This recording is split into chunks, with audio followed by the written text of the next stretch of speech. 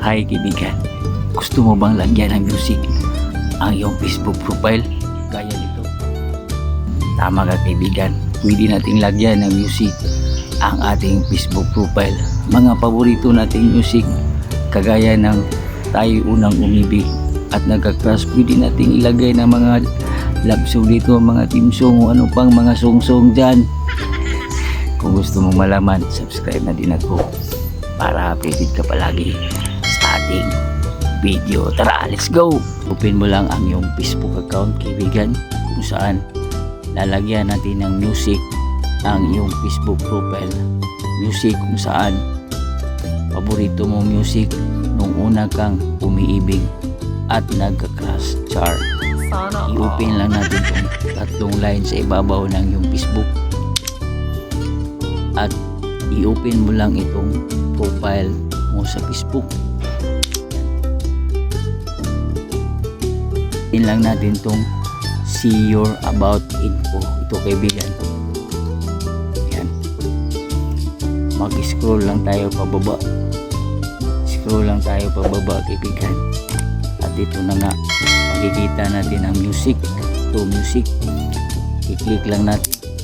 Yan, makikita natin ang mga music at pili lang tayo ng ating mga paborito. Dahil nga, crush mo siya noon at hindi naging kayo, kung mahal mo pa rin siya, ang itatype natin ito, ikay mahal pa rin. Wow, sana all. Sana all. Yan. At isi-search lang natin.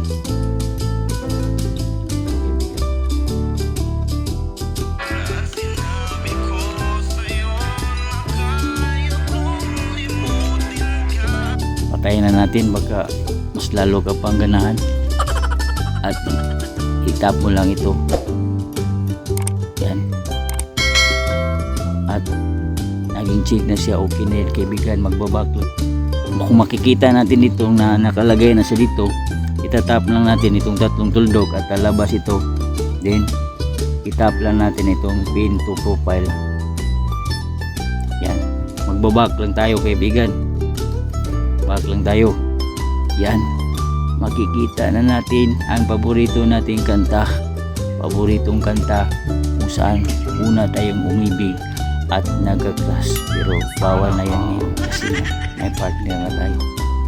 Ikay mahal pa rin. Pakisya naman kaibigan.